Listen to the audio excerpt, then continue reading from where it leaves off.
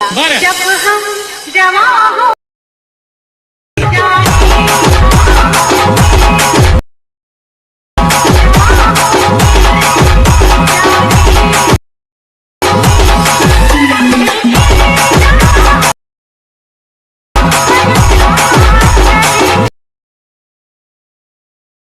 नमस्कार मित्रांनो, तर आजच्या व्हिडिओमध्ये मी तुम्हाला सांगणार आहे की तुम्ही जो आता इंट्रोला स्टेटस बघितला का नाही तो तुम्ही अलाइट मोशन ॲपमधून कसा क्रिएट करणार. तर चला व्हिडिओला सुरुवात करा.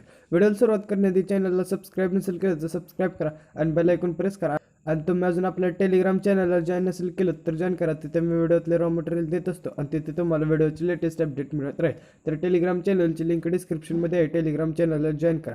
आणि ह्या व्हिडिओमध्ये मी जे रॉ मटेरियल यूज केलं का नाही तेही मी टेलिग्राम चॅनलवर दिलेलं आहे. त्यामुळे टेलिग्राम चॅनलला नक्की जॉईन करा. तर चला व्हिडिओला सुरुवात करूया.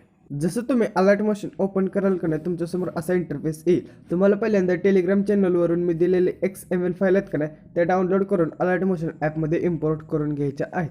त्याच जर फाईल तुम्हाला इम्पोर्ट करता येत नसेल तर मी डिस्क्रिप्शनमध्ये एका व्हिडिओची लिंक दिलेली आहे. तिथे मी सांगितलेलं आहे की ती फाईल तुम्ही अलाइट मोशन ॲपमध्ये कशी इम्पोर्ट कराल.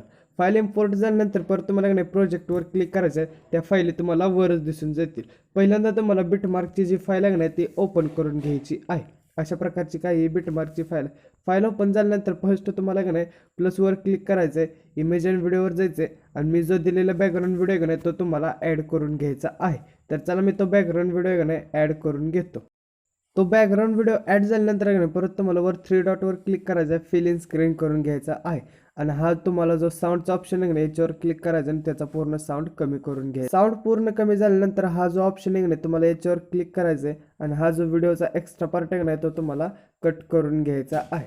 एक्स्ट्रा पार्ट कट झाल्यानंतर नाही परत तुम्हाला बॅक यायचं आहे. प्लसवर क्लिक करायचं आहे. इमेज अँड व्हिडिओवर क्लिक करायचं. मी जी दिलेली PNG नाही ती तुम्हाला ॲड करून घ्यायची आहे. PNG ॲड झाल्यानंतर नाही परत तुम्हाला ही PNG फर्स्ट बिटमार्क येते का नाही तिथेपर्यंत ओढत न्यायची आहे.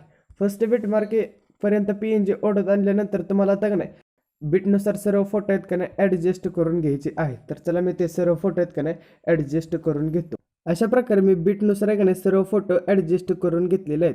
फोटो ॲडजस्ट झाल्यानंतर का नाही परत तुम्हाला बॅक यायचे आणि शेक इफेक्टची जी फाईल आहे का नाही ती तुम्हाला ओपन करून घ्यायची आहे.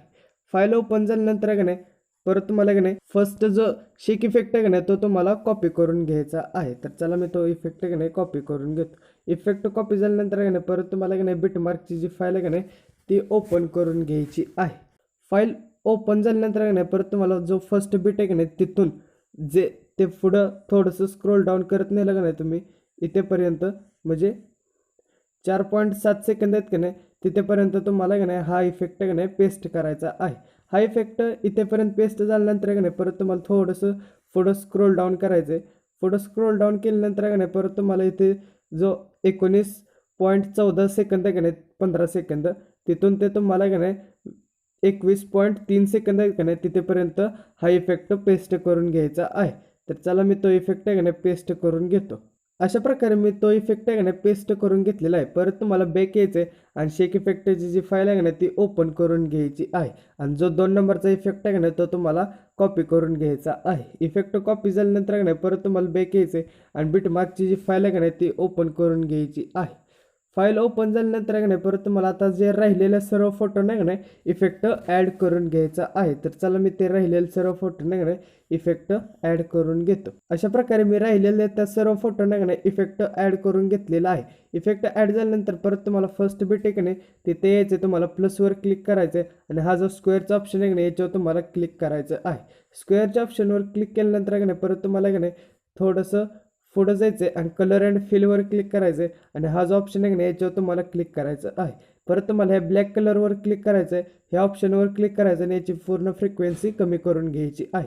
फ्रिक्वेन्सी कमी झाल्यानंतर परत तुम्हाला पुढचा जो व्हाईट कलर आहे का नाही त्याच्यावर क्लिक करून तुम्हाला का नाही पिवळा कलर आहे का नाही तो सिलेक्ट करून घ्यायचा आहे. कलर सिलेक्ट झाल्यानंतर तुम्हाला काय आहे की नाही हे अशा प्रकारे ॲडजस्ट करून घ्यायचं आहे. अशा प्रकारे ॲडजस्ट झाल्यानंतर का नाही परत तुम्हाला का नाही वर थोडं बॅक यायचं आहे आणि वर 3 डॉटवर क्लिक करून आहे का नाही फिल इन स्क्रीन करून घ्यायचं आहे. आणि ही जी PNG आहे का नाही ती पूर्ण स्टेटस एवढी ओढून न्यायची आहे. ही PNG पूर्ण स्टेटस एवढी ओढून झाल्यानंतर नाही परत तुम्हाला प्लसवर क्लिक करायचं आहे. इमेज अँड व्हिडिओवर क्लिक करायचं आणि तुमचा जो लोगो आहे का नाही तो तुम्हाला ॲड करून घ्यायचा आहे. तर चला मी माझा लोगो आहे का नाही तो ॲड करून घेतो. अशा प्रकारचा लोगो आहे. लोगो ॲड झाल्यानंतर परत तुम्हाला मूव अँड ट्रान्सफरवर क्लिक करायचं आणि लोगोची जी साईज आहे का नाही ती कमी करून घ्यायची आहे. लोगोची साईज कमी केल्यानंतर आहे का नाही परत तुम्हाला हा लोगो आहे का नाही ह्या कोपऱ्यात अशा प्रकारे सेट करून घ्यायचा आहे. आणि ही जी लोगोची साईज आहे का नाही ती पूर्ण स्टेटस एवढी ओढून घ्यायची आहे. लोगोची साईज पूर्ण स्टेटस एवढी ओढून झाल्यानंतर आहे का नाही परत तुमचा जो व्हिडिओ आहे का नाही तो तुम्हाला एक्सपोर्ट करायचा आहे. तर व्हिडिओ कसा झाला आहे ते मला कमेंट करून सांगा. व्हिडिओ आवडला तर लाईक करा, चॅनलला सबस्क्राईब करा. तर भेटूया पुढच्या व्हिडिओमध्ये. कोणाचं पोरग रे?